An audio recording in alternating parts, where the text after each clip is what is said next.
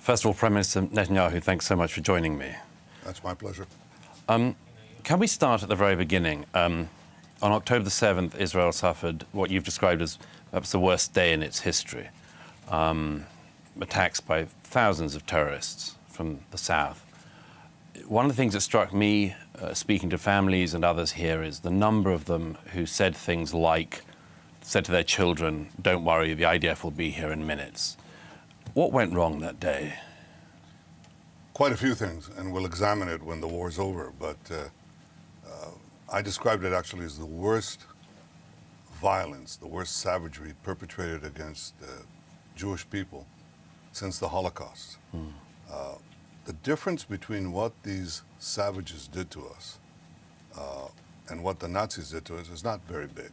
They basically wanted to annihilate every Jew. That's the Hamas charter calls for the murder of every Jew on earth, and certainly of the Jewish state. The difference was not in intent, the difference was in capability. In the death camps of the Nazis, they murdered thousands of Jews each day and we could do nothing. Here they murdered 1,200 innocent people, and the next day, even though we had these failings on that day, which will be examined, we rolled them back. And now we're going after these Hamas monsters in Gaza. That's the difference that Israel has made. We now have the capacity to defend ourselves, and even if we have failings, which we did, we can defend ourselves by fighting back, something the Jewish people couldn't do in the Holocaust. I know there will be an inquiry to come, but do you have a sense already of, there's so many people in this country saying that the tech failed, that the IDF didn't get there in time, all sorts of things just seem to have gone wrong. Yes, quite a few. And yes, I have an idea, but I think it's premature to talk about it. Operationally, we've reached quite a few conclusions, and we're putting them into effect. But remember, this war is ongoing. We're in its fourth month. It took the U.S. and its allies 9 months to vanquish ISIS, to vanquish the radical Islamic forces in Mosul. Mosul is smaller than Gaza, didn't have this vast terror underground infrastructure, had fewer fighters. So we're on course, but it's going to take some time. And in the meantime, yes, we have learned some lessons, which I don't think it's right for me to impart them here. Now, you have a number of objectives in your war, stated objectives in your war against Hamas, but one of them is to defeat Hamas, and another is to negotiate to release the hostages. Aren't these things mutually incompatible? No, because they both share one thing: you need military pressure. The only thing that gets Hamas to release the hostages is military pressure. That's why we've already released roughly half of them. And I think that's a major achievement. And we intend to release a lot of them. I think that the only way that you're going to achieve that and to achieve the victory over Hamas is by applying military pressure. And that's what we're doing. I won't get into the question of how we're going to complete it because we're thinking about that too. But it's a fact that until we applied military pressure, we couldn't get anyone. We had people held up in Hamas's hands for years, and we couldn't get them out. But once we start applying military pressure, all of a sudden we can get them out. Now, the US and others of your allies want you to wrap up the war in Gaza as soon as possible. But everyone you speak to here believes, rightly I think, that it's going to be months of war to come. How do you reconcile those two things, keeping your allies happy, but doing what you feel you need to do in Gaza? We have to win in Gaza. We have to achieve total victory. Hamas cannot be left standing, coming out of the ruins with a V sign and saying, we'll do it again and again and again, which they promised to do. So first, for our own sake, for our own future, we have to defeat these monsters. Secondly, I don't think it's just our case. It's also the case, as I've told President Biden, I've told all the leaders who came here, I said, this is your war as well, because this is not merely a minor skirmish. This is part of a major confrontation between the moderate axis of Israel and the moderate Arab states against Iran, the terror axis of Iran, who is the three H's, Houthis, Hezbollah, Hamas, and others. And the whole world is now watching. Who's going to win? They're sitting in the bleachers. Who will win? Will Iran win or will Israel win? Will they win or will the West win?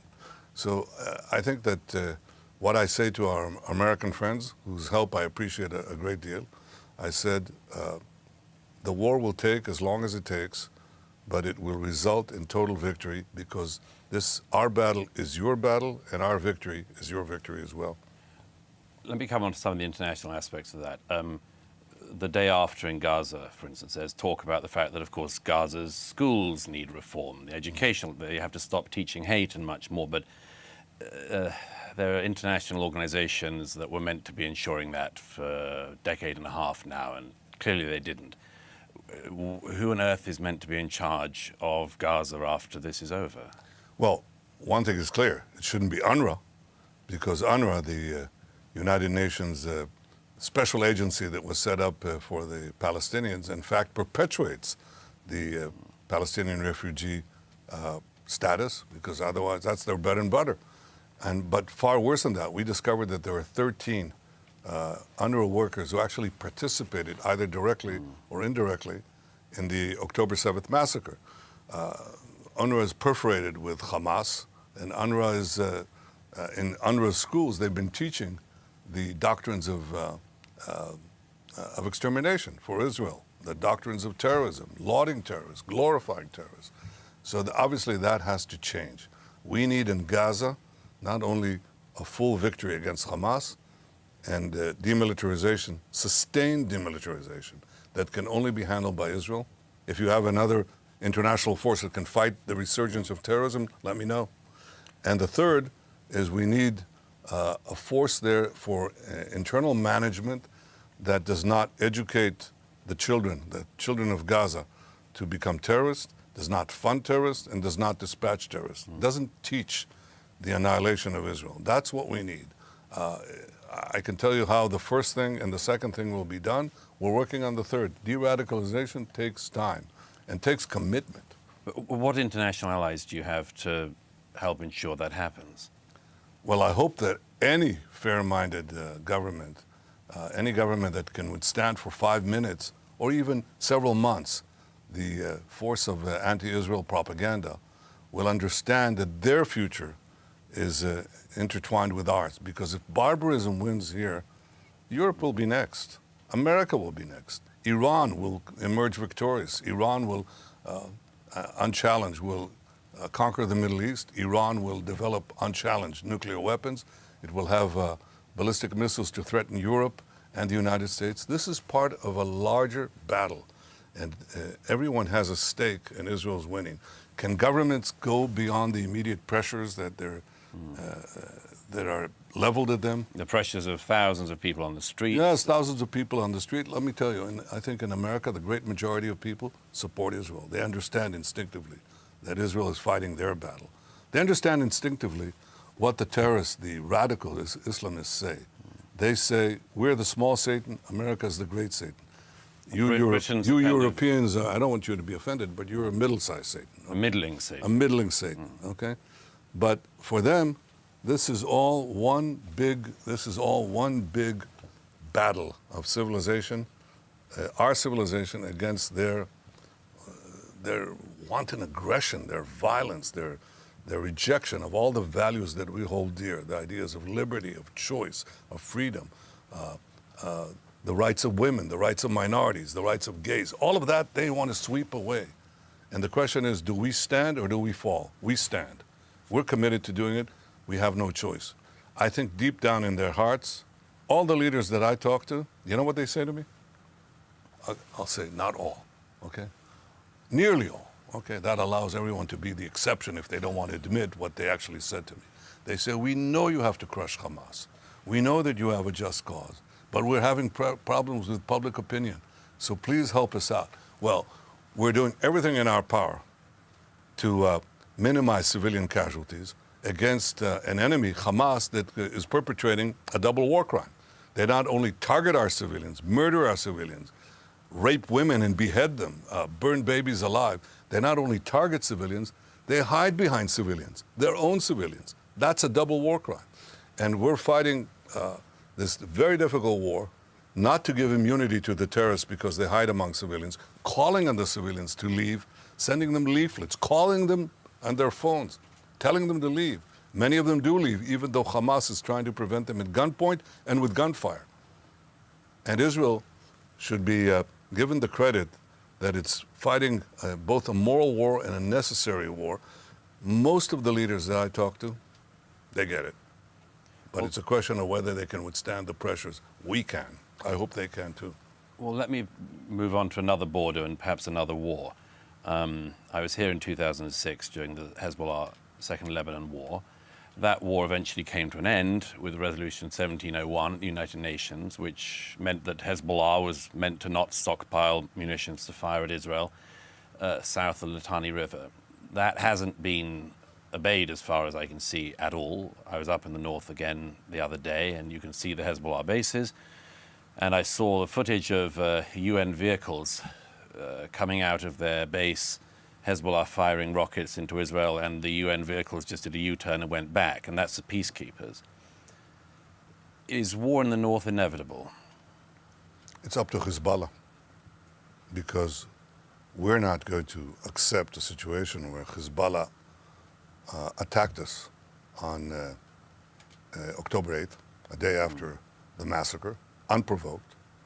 100,000 of our citizens along the northern border left their homes. We cannot accept that they won't return. They have to return. When can they return? They'll return when Hezbollah's aggression stops and when Hezbollah forces are removed from the immediate vicinity of our border. That has to be arranged. Now, we can achieve that either with diplomatic means or with military means. If necessary, we'll do it with military means. Diplomatic means have been tried, and they haven't worked, have they? No, they haven't worked because I think Hezbollah overestimated their capacity, their military capacity, and underestimated our military capacity, and more importantly, our resolve. We've been exchanging blows, but our blows are very significant. You know, Douglas, 3.5 months ago, before this war began, we were debating, this is known, whether to remove a tent, a Hezbollah tent, right next to the border fence between Israel and Lebanon. Well, you know, we've gone a considerable distance beyond that. You follow all the things that we do in Lebanon against Hezbollah forces, against Hamas forces, hosted by Hezbollah in Beirut and elsewhere. We act, and we're absolutely determined to remove this threat from our northern border. Again, can be done, but it can be done peacefully, or it can be done militarily, and we're determined to achieve that. Let's say you have to do it militarily, which seems to some of us to be the most likely outcome, let's say. What international support would you have for that, given the tense relationships the world seems to have with what you've already been doing in Gaza? Look, we have to do, you know this statement, a man's got to do what a man's got to do? I do. Remember the days when you could actually say that? Well, today you say, a person has to do what a person has to do, okay? Well, let me extend that. A nation has to do what it has to do to survive. And if we have to take action both in the south and in the north that is understood by many to be a just action but they cannot stand the heat of public opinion, then we'll just have to do it alone. And we'll do what we need to do. Word is, you don't have to confirm whether it's true or not, but word is that Secretary Blinken referred to that Israel didn't have credit for a much longer war in Gaza. How would America believe that you had enough credit, if that reported phrase is right, to begin a war or continue a war in Lebanon? I think American public opinion and the American polity in general, not its extremes, especially on the ultra-progressives, but most of the Americans across the political divide understand that Israel is fighting a just war, that Hezbollah and the Houthis and Hamas are the bad guys, and Israel are the good guys. Admittedly criticized inordinately with I was going to say a double standard, but that's, I'd settle for a double standard. One standard for the dictatorships, one standard for the democracies. There's a triple standard here, a special standard reserved for a democracy called Israel. It's everybody, of the leaders that I speak to, they all understand that. But again, we'll do what we need to do. Israel will do what it needs to do to protect itself. I think that there is a larger element here because Hezbollah too is an integral part of the Iranian axis. Well, I want to come on to that in a second, but before we do, can we just touch on Qatar quickly? You had enormous success in recent years with the Abraham Accords of countries in the region signing agreements, normalization agreements with Israel. But there's a number of countries that stand out, and perhaps most obvious is Qatar at the moment. Qatar hosts the leadership of Hamas, it funds Hamas, it also funds significant amounts of infrastructure, is invested in infrastructure in countries like Britain, in the United States, just been caught spying on a number of US senators. What should the West's attitude towards Qatar be? I think we should demand from Qatar that hosts Hamas leaders. They host Hamas leaders. They fund Hamas. They also operate Al Jazeera, which is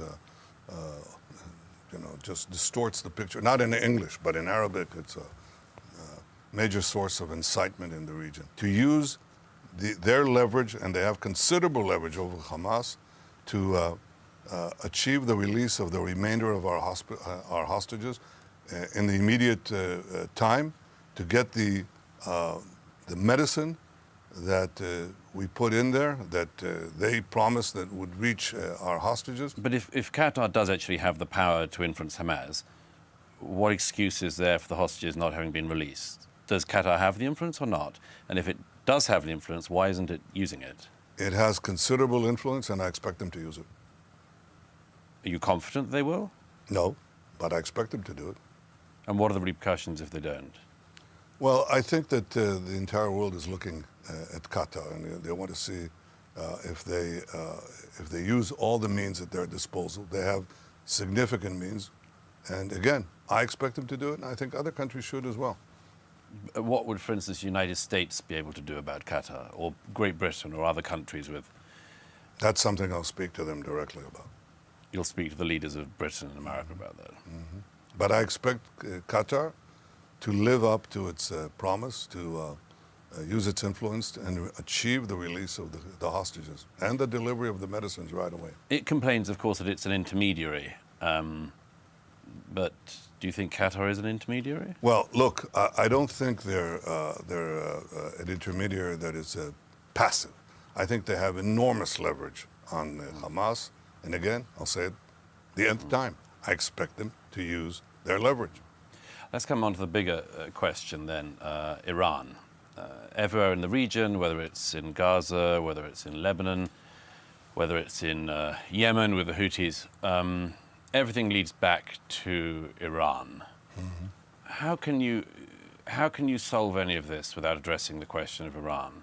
It seems to me you're at risk of fighting skirmishes in the Iranian war, but your prime enemy that says it wants to annihilate this country we're sitting in is still sitting in Tehran.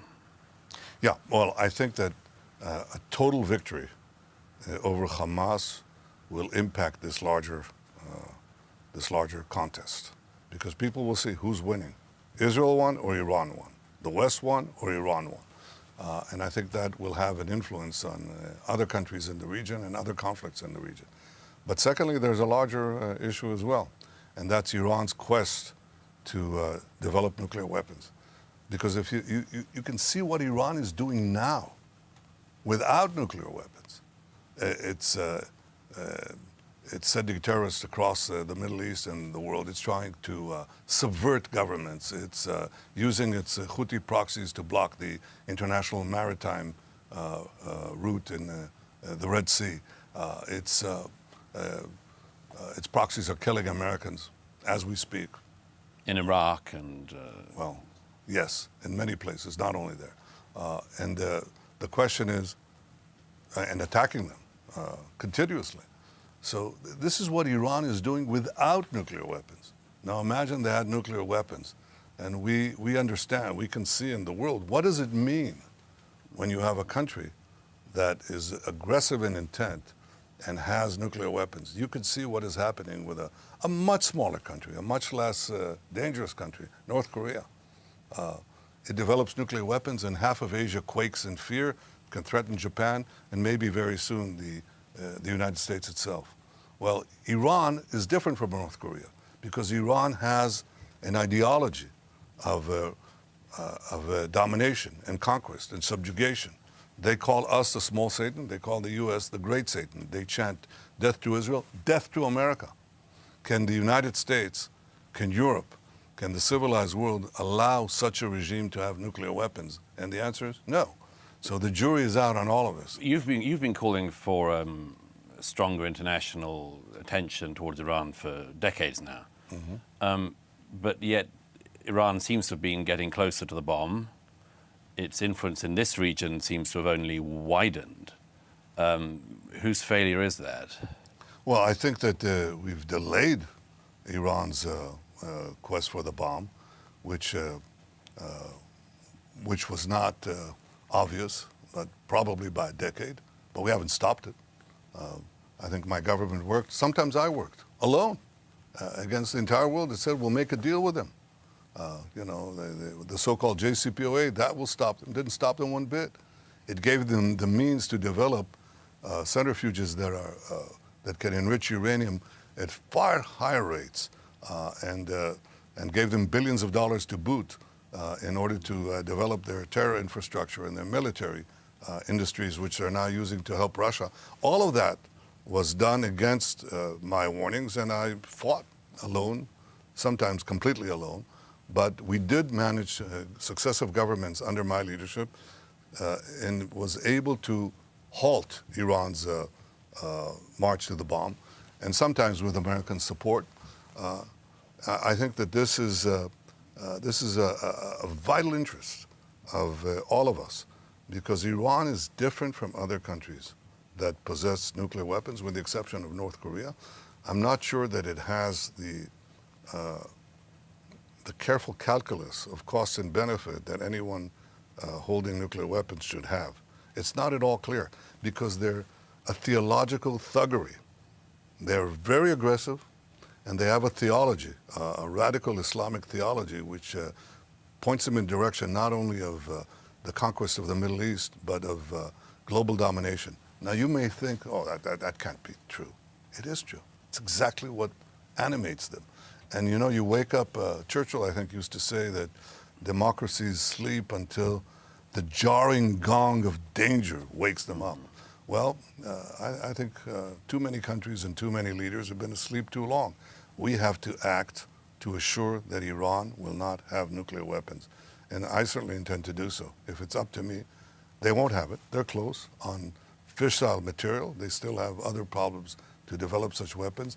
And it's up to us, to all of us, and it's up to Israel too, to make sure that doesn't happen. Let's say you do actually manage to destroy Hamas in Gaza. Why would that deflect Iran from its major goal, as you describe it? I didn't say that it would deflect it from the major goal. I said that there are twin goals. One is to defeat Hamas in Gaza, because it's trying to use its proxies and other means to conquer the Middle East. Stop that. But secondly, and in parallel to that, act against Iran's attempt to develop nuclear weapons. You're quite right. They're two separate issues, but they're joined in the hip. And the hip is Iran's aggression and ideology, which has to be blocked here and there. But just sort of finally on this point, I mean, since they've continued to push in the region, they continue to push at all of your borders, they continue to search for a nuclear weapon, surely, I mean, all of this is going to be the case unless there was a regime change in Tehran. You're probably right. Does anyone agree with you? Well, I agree with me. That's enough. A few more. Okay. As we start to draw to a close, let me bring us back to domestic issues in Israel. It seems to me that the Israeli public had suffered such a shock and are still going through a trauma about what happened on the 7th, because they never believed that this was possible. They never believed, they believed that there were rockets that would come in. They knew that they'd had that for years. but they never thought it was possible that Hamas would break through and come right into Israel. Some people I speak to say in Israeli politics and security establishment that you had the conception wrong, that the conception was that Hamas wanted to be corrupt and get rich, and that the government, security services and others didn't believe that they actually wanted to do what they did on the 7th. Well, it's actually, it may be true of some people, but it certainly wasn't true of me, because I believe that we can't cut deals with Hamas. I called them ISIS many years ago. When they took over, I said, this is Hamastan. These people will work to attack us. I warned that they would rocket us. This was dismissed at the time that we left Gaza. I left the government before that happened. I resigned from the government. I said, this is what will happen. We'll have a terrorist state of these, this Muslim Brotherhood branch that will seek to destroy Israel. So the question was, what do you do about it? And my conclusion was that we have to continuously cut these wild weeds. But we didn't get the agreement to actually yank out the weeds, because as I once said in a government meeting, I said this would require sacrificing hundreds of our soldiers, and probably will end up having quite a few casualties on the Palestinian population, given Hamas's tactic of hiding behind civilians while attacking our civilians. And it will create other problems. We couldn't get the domestic consensus to make such a definitive solution to the problem of Hamas. That is, no one would agree across the Israeli public to go in and basically destroy Hamas, go throughout Gaza and destroy Hamas. We didn't have the international consensus either. Nobody would understand why are we doing it. Both conditions were created because of the Hamas savage attack on Israel on October 7th. But look how difficult it is for us to sustain this effort, which we are and which we're committed to achieve total victory, that after the worst, these horrific acts of barbarism, we now, 3-4 months into the battle, we have this critique of Israel. So my view was, we basically degrade their military capacities again and again and again. But I think that has changed now with the broad consensus of the Israeli public that we have to go in there and achieve total victory. There is no substitute for total victory. Two final questions, if I may. Firstly, on your own, this happened, or let me put it this way, this happened on your watch as Prime Minister, October the 7th. A number of people, senior in the military and intelligence apparatus in this country, have taken some responsibility for it. Do you? Well, I think there's a responsibility and a mission of a government to protect its people, and clearly we failed in that. And all of us will have to answer questions. When at the end of the war, there will be investigations, there will be systemic examination of what went wrong, and responsibilities will be assigned. That's fine. I'm not concentrating on that now. I'm concentrating on one responsibility that I have, and that is to win this war and achieve total victory. And I think that's what we should all concentrate on. You're the longest-serving Prime Minister in Israeli history, and you've seen political leaders come and go, a bewildering number among your allies. How many presidents is it now? Who's counting? Of the United States? I'm not counting. You've been in this a long time. There's a famous statement that was made of Joseph Chamberlain, not of Neville Chamberlain, but of Joseph Chamberlain, that all political careers end in failure. Do you think that's the case with you? I don't care. You don't care? No, I don't care. This whole, the whole legacy obsession is one that I don't really care very much for. I'll tell you why. Because first of all, it depends who writes the history. And history now is being rewritten in Wikipedia and all that, people just distort history. You can't really control that. What you can do in the time allotted to you on this earth is to do your best to serve the purpose that you dedicate your life for. I've dedicated my life to ensuring that in the coming decades, Israel will be as strong and as powerful and as prosperous to ensure the questionable permanence of anything, but the permanence of the Jewish state. I say that with a philosophical observation that what is permanent? But that's what I'm allocating and dedicating my efforts to. So I don't really care about that question. You can't control it. Unless, as Churchill said, you write it yourself. Well, you could write it yourself. You've already I did. started. I wrote You've already an written it. autobiography. Yes, I did. But that's just to have my record there. But the forces that distort public opinion are so vast, not only in Israel, that seek to distort it. And the thing that I draw encouragement from, because I go around the country and I talk to our soldiers, I talk to the reserve officers, I talk to members of the public, and they basically get it. They get it, that I'm leading the charge for total victory, that I'm representing them in many ways, and they appreciate it, and I see that. I met a very famous entertainer in Israel, and he belongs to the left. And we met on one of these many events that he was appearing in, and I came there as well. And he said, "Prime Minister, can I talk to you for a second?" And I said, "Sure." He said, "I don't belong to your camp, but I want to tell you something. I go around the country, and what I see about the war and about you is diametrically opposed to everything that I hear in these various, in the mainstream television studios, which are all very hostile, okay? That's not what I hear. It's not the polls that they publish. I'm telling you, it's fundamentally different. And you know something? I go around, and when I talk to the people, and I talk to our soldiers, I'm telling you, he's right. Legacy put aside, victory put forward, achieve it. So there's another chapter in the biography of Benjamin Netanyahu. It's not my biography that counts. It's not my biography. It doesn't help. The sands of time, will wash away, the waves will wash away everything, all the footprints in the sand. That's what happens.